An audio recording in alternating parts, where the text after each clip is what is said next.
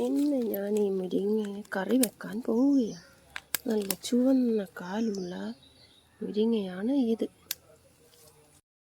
മുരിങ്ങക്കറി ഉണ്ടാക്കുന്നതിന് ആവശ്യമായ മുരിങ്ങ ഞാനിവിടെ ഊരി വെച്ചിട്ടുണ്ട്. 1/4 ഗ്ലാസ് പരിപ്പ് വെള്ളത്തിലിട്ട് കുതിർത്ത് വേവിക്കാനിട്ടിട്ടുണ്ട്. പരിപ്പിപ്പം വെന്ത് വന്നിട്ടുണ്ട്. ഇത് പൊന്തി വരും, അതുകൊണ്ടാണ് ഞാൻ ഈ തവി ഇതിലിട്ടത്. ഇതുവരെ പൊന്തി വന്നു കഴിഞ്ഞു. ഞാൻ ഒന്ന് ഇളക്കിയതാണ്. അപ്പോൾ പരിപ്പ് നല്ലോണം വന്നിട്ടുണ്ട്. ഇനി ഇതിലേക്ക് നമ്മൾ ഇട്ട് കൊടുക്കാൻ പോകുന്നത് മുരിങ്ങയാണ്. മുരിങ്ങയ്ക്ക് വേവുണ്ട്. ഇത് മുരിങ്ങ നമ്മൾ സാധാരണ കഴുകാറില്ല, എന്നാലും നല്ലോണം നോക്കണം, പുഴു ഉണ്ടോ എന്നൊക്കെ നമ്മൾ നോക്കണം. അതുപോലെ മുരിങ്ങ ഒടിച്ച ശേഷം താഴത്തൊന്നും വെക്കാൻ പാടില്ല, അതിൽ കല്ല് വരും.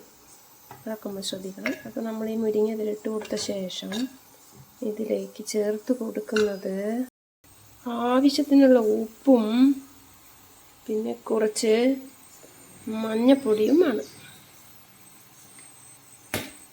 ഈ ഒരു മുരിങ്ങക്കറി പാലക്കാട് സ്റ്റൈലിലാണ് വെക്കുന്നത്. അതായത് എൻ്റെ മുത്തശ്ശിയും അമ്മയും ഒക്കെ വെക്കുന്ന ഒരു സ്റ്റൈലിലാണ് വെക്കുന്നത്.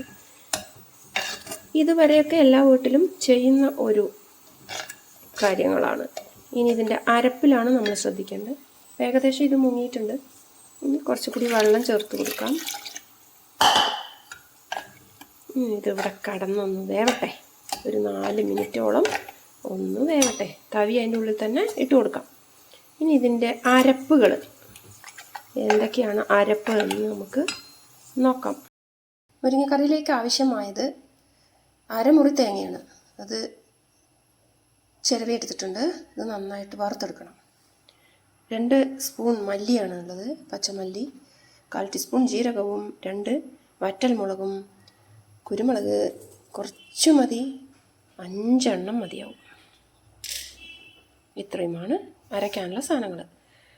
അപ്പോൾ ഈ മല്ലിയും ജീരകവും മുളകും കുരുമുളകും വറുത്തെടുത്ത ശേഷം നാളികേരവും നന്നായിട്ട് വറുത്തെടുക്കണം. ഒരു പാൻ അടുപ്പത്ത് വെച്ചിട്ടുണ്ട്, വെളിച്ചെണ്ണ ഒഴിച്ചിരിക്കുകയാണ്. ആദ്യം നമ്മൾ മല്ലിയാണ് ഇട്ട് കൊടുക്കുന്നത്.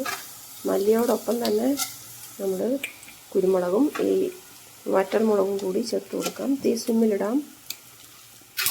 മുഴുവനും നമ്മൾ ചേർത്ത് കൊടുക്കുകയാണ്.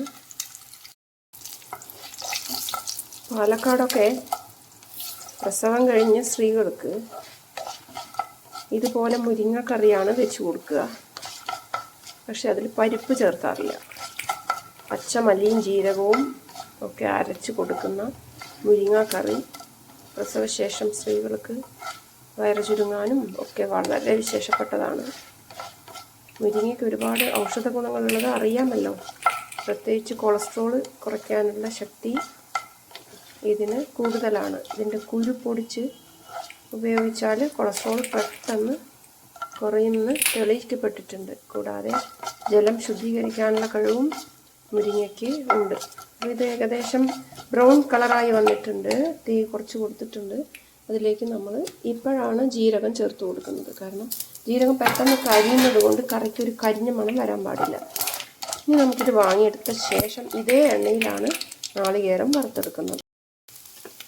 നാളികേരം നമുക്ക് നല്ലോണം വറുത്തെടുക്കൊന്നും വേണ്ട, ഒരു വിധം കളർ വന്നാലും മതി.